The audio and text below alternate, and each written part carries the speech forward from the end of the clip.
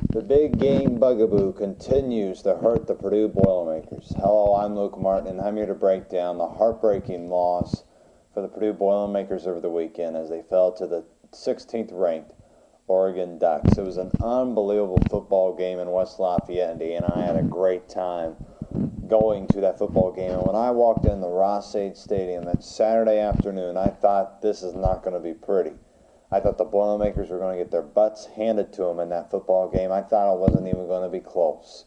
But that football team yesterday was unbelievable. They played as maybe not as best as they could, but they laid everything out there on the field. They could not have played any harder. Now they can get better, but they could not have played any harder than they did Saturday afternoon. I mean, the defense played its best game in a long time. It has been a while since I have seen that dominating performance from a Purdue defense. Remember, that Oregon offense was the number one offense in the country. They averaged 55 points a game, and you got to give Brock Spack a pat on the back. You know, he did a great job getting that defense ready. I know that everyone is disappointed with the loss. I'm disappointed. I thought that Purdue had that game won. I mean, they had it. They were up 20-3, 5 straight possessions of the football, 0 points. I mean, we just had missed opportunities, which I think from this game you can take more positives than negatives for Purdue.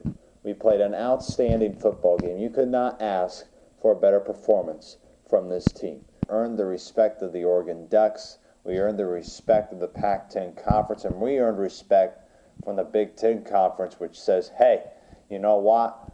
Playing Purdue this year, they're not going to be a walkthrough like the past couple of years. They're going to be a tough team to beat. But we are going to find out a lot this coming weekend when Purdue faces Central Michigan. We're going to find out how mentally tough this Purdue team is. Well, can the Boilermakers bounce back? Well, I will break down the Purdue Central Michigan game later on in the week. Let's hope that the Boilermakers can bounce back after a disappointing loss, a game that they had in its grasp. Very disappointing, but the Boilermakers did show a lot of promise in the 32-26 double overtime loss to the Oregon Ducks. I'm Luke Martin for Big Ten Nation.